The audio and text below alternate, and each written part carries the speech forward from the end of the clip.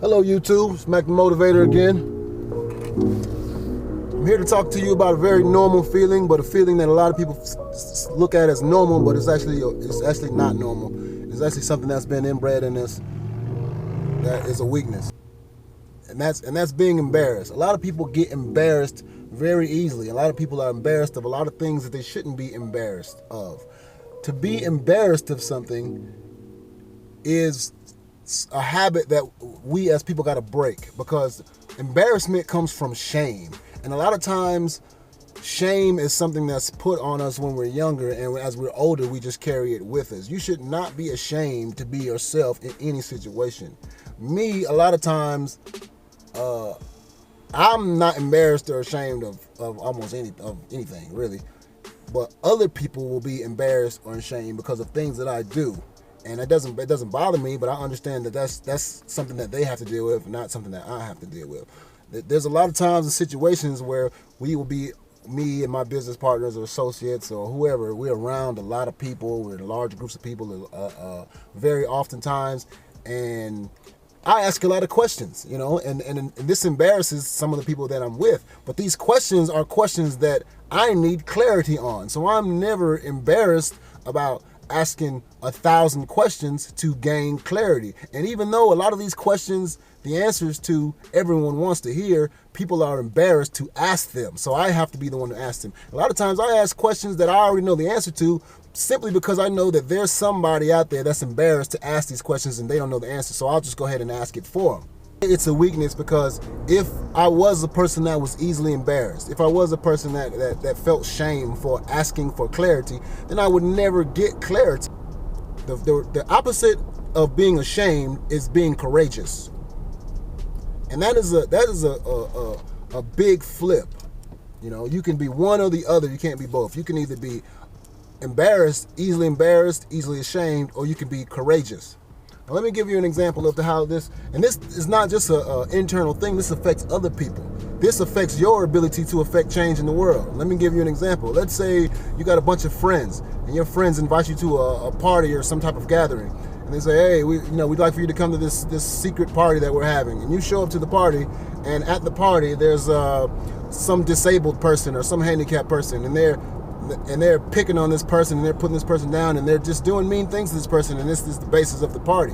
Now you can be embarrassed and not speak up for this person, or you can be courageous and you can speak up for this person, and you can tell everybody that they're wrong and this is not what should be going on. You could affect change in the world by being courageous, or you could not.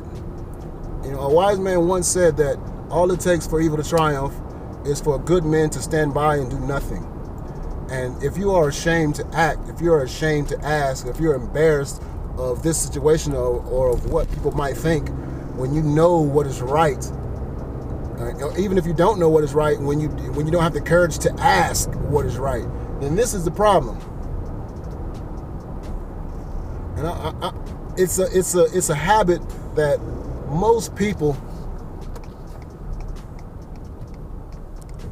they don't see the severity in their actions and their consequences. They see, "Oh, I'm embarrassed, I'm ashamed, so I just won't face that." No, this is a fear, and it's a deeply rooted fear, and all fears must be faced. They must be faced. And understand, there's a difference between being afraid and being stupid. I'm not saying if you're afraid of lions, jump into a damn lion's den, that's stupid. I'm saying face your fear. Learn what you can about this lion in your life, and be knowledgeable of if it's dangerous or not. And if it's reasonably not dangerous, face it. Sometimes even if it is dangerous, like the example I'm giving about the party. If you're at a party with 100 people, and these 100 people have it in their mind that they want to do harm to this disabled person, it can be dangerous for you to lay your body on top of this person and protect them. It definitely can be dangerous. It definitely can be frightening. You're risking bodily injury for the betterment of someone else. But sometimes if you know that you're doing the right thing, then sometimes this is what you must do.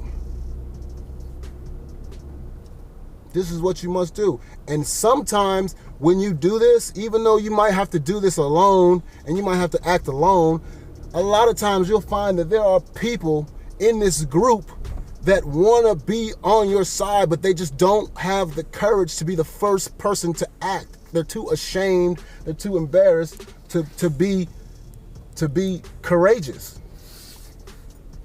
So just keep that in mind. When you're unclear about something, when you're ashamed of something, keep this in mind, that there are other people who are embarrassed and they're ashamed and they have the same fears as you do. But if you act and they see you act, you can be the guiding light that takes away their fear. You can be the guiding light that takes away their shame. You can be the beacon that says, okay, I would have been right to ask this question, or I would have been right to do this even though I'm embarrassed, or I would have been right to do this, to do that. You break their fear by breaking your own fear, and it becomes an epidemic. You make the world a better place by bettering yourself. Now, if there's anybody that's watching this that agrees, that disagrees, or has something to add to this, please leave it in the comments. Like, subscribe, let me know how you feel. Mack the Motivator out.